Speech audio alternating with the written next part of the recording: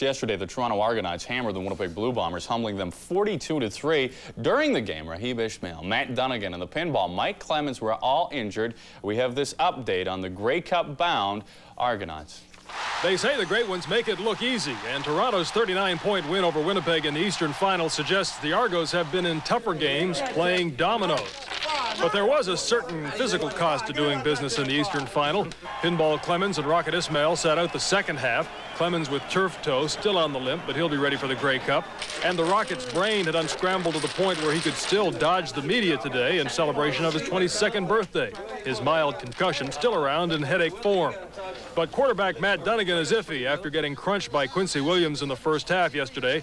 The team doctor says there was no fracture in his shoulder as he expected, but if Dunnigan plays, it will mean playing through pain.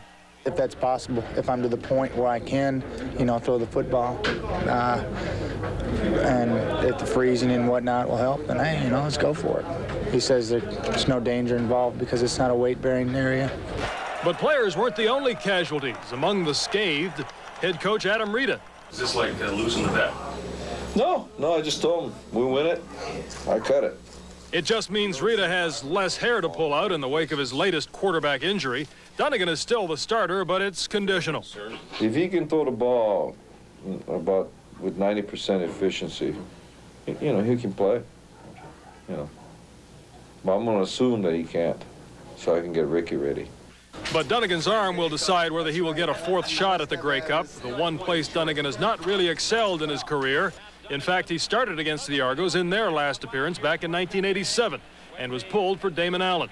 If championships are the measure of greatness, then Dunnigan still has something to prove. I think that's everybody's desire across the league, no matter what position you play, and certainly it's one of mine.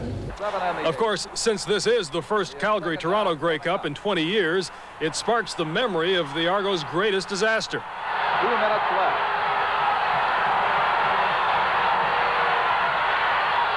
McQuay, flipping, 11-yard line, lost the ball. Since the ground can't force a fumble, it was also the worst blown call in league history, but it cost the Argos a championship and set the franchise on a downhill course that lasted more than a decade. This year's edition of the team will arrive at the Grey Cup with the same image of invincibility after yesterday's win, but they know they won't win this one on reputation alone. If we go into the game thinking that we can beat anybody by showing up, then we deserve to get our butts kicked. But I don't think this team's that way.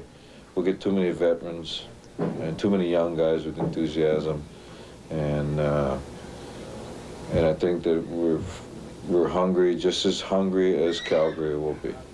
So despite the ghost of Leon McQuay, countless past failures, and Argo bounces too numerous to mention, this year's team heads for Winnipeg in the Grey Cup tomorrow with a confidence bordering on the supreme. After all, as they showed us here yesterday, it's tough to find a way to lose when you have so many ways to win. Don Martin for Sportsline.